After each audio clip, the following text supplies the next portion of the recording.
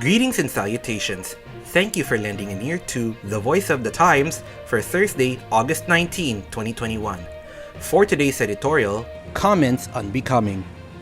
Although we do make an effort to be supportive of President Rodrigo Duterte, believing that his policy and principles and the government actions through which they are manifested are, on balance, more productive for the country than not, we will not overlook statements or actions that are contrary to law, common sense, or civilized behavior. The President's expletive-filled tirade against the Commission on Audit on Monday night was, just as Senator Panfilo Ping Lacson deemed it, out of line, and that in the extreme. Reacting to the recent COA report that flagged more than 67 billion pesos in irregularities in the Department of Health, as well as other significant amounts of improperly managed and documented funds in other departments, Duterte exploded in anger, and we quote, "Stop that flagging. You make a report, do not flag and publish it because it will condemn the agency or the person that you are flagging. What you're doing is flagging," he said. Duterte at one point cursed COA officials and directed his cabinet members to ignore their audit reports, and we quote again, "Don't follow the COA, nothing happens anyway," he said. Duterte's concern, evidently, is that the COA's reporting of irregularities in department expenditures will be inferred as corruption, and he is not wrong about that. Although the COA uses language in a very careful, detailed fashion in describing its findings, explaining the legal basis for them, and even through the media, this was particularly evident in reporting on the surprising 67 billion peso DOH issue, is generally careful not to provide its own interpretations of the COA reports. How the public understands the news and what conclusions average citizens reach cannot be controlled.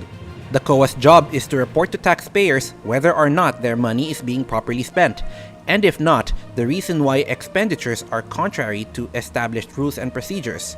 If an item such as, for example, the intended purchase of laptop computers by the DOH at a price of 170,000 pesos each is perceived as corruption by some people, so be it. So long as the COA findings are reported accurately, no government entity, including the President, has the privilege to dictate what the people should think of it.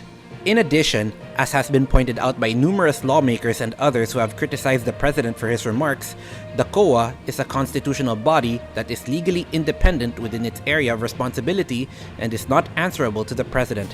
He has no authority to direct it to carry out its duties in a particular fashion, and in fact, were the COA to accede to his wishes, it would itself be in violation of the Constitution. Likewise, his direction to cabinet officials not to cooperate with the COA, even if offered as an unserious expression of frustration, is a constitutional violation if it were followed through. As it is an undisciplined and disrespectful reaction beneath the dignity and unbecoming of the leader of the nation, even one with an ordinarily likable distaste for formality as Duterte. Having said that, however, and with due appreciation for the valuable work the COA does, we feel it is necessary to raise a couple of concerns that may help with the COA to be even more effective. The biggest issue is that despite the COA's vigilance, corruption is still rampant throughout the government, whether it takes the form of bad management like the DOH's overpriced laptops or actual thievery.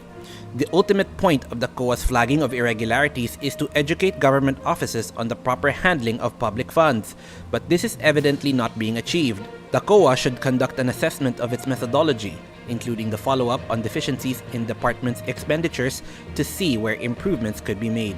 In addition, even though the COA's reports are very correct in their language, they are often not entirely comprehensible to the public and reporters who are not generally fluent in accounting language. Improving the COA's public communications to make them more easily digestible without compromising their facts or meaning would be a clear benefit to the people. And that's the editorial for Thursday, August 19, 2021. For more news and information, get a copy of the Manila Times on print, subscribe to its digital edition, or log on to www.manilatimes.net. Follow us on Twitter, Facebook, or Instagram, and listen to the Voice of the Times.